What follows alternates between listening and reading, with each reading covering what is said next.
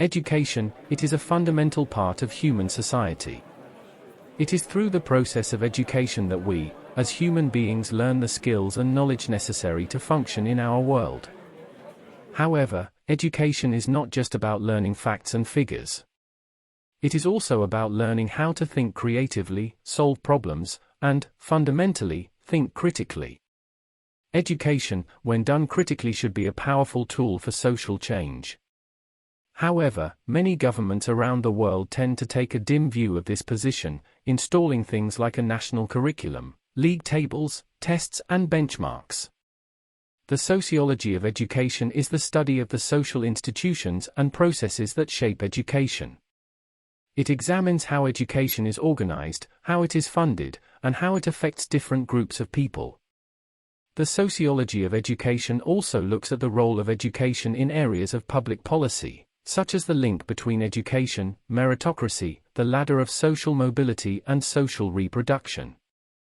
The social institutions and processes that shape education are spread across the entire area of the human sciences. They include sociological institutions such as the family, the government, the economy, and, increasingly so, the media. The family is the primary socializing agent for children, and we see this through the reproduction of norms and values, transmitted through the process of primary socialization. Please like, subscribe, and visit the Sociologist YouTube channel to hear more about primary socialization, and many other important sociological terms. So, it is through the family that children learn about the values and beliefs of their culture. We call these norms and values, and they help shape how we know how to behave within our own society. Have you ever wondered how and why things like sense of humor, taste in cuisine, or relationships vary across the world?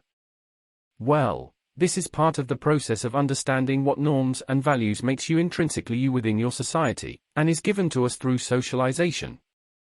The government also plays a major role in shaping education.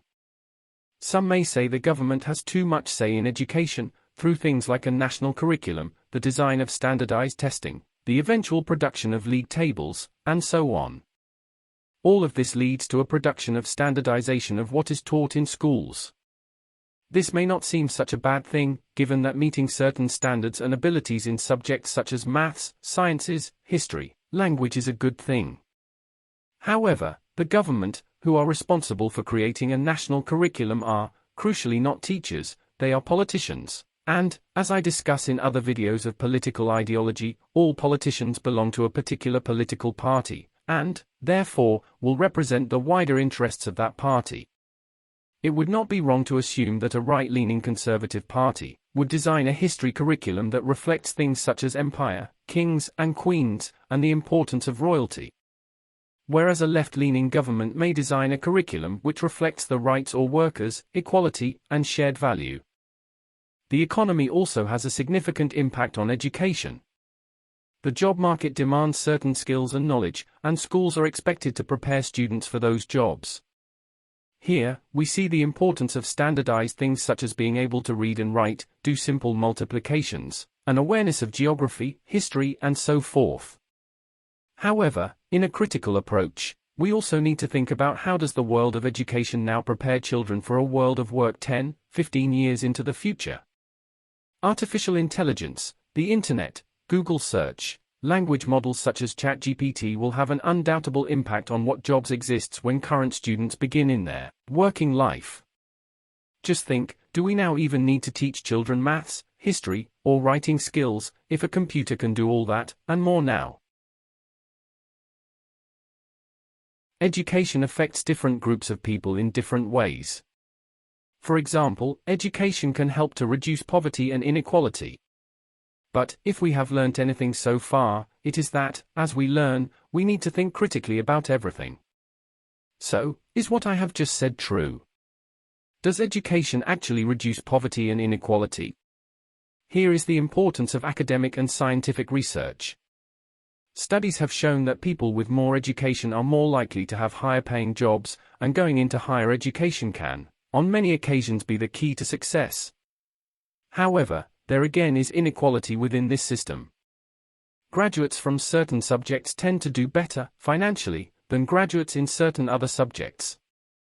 Wider still, those who graduate from some of the world's top universities tend to do better than people holding postgraduate degrees from less prestigious institutions. So, can we really say that education promotes social mobility? Well, that all depends, potentially, on how the capitalist system values your education.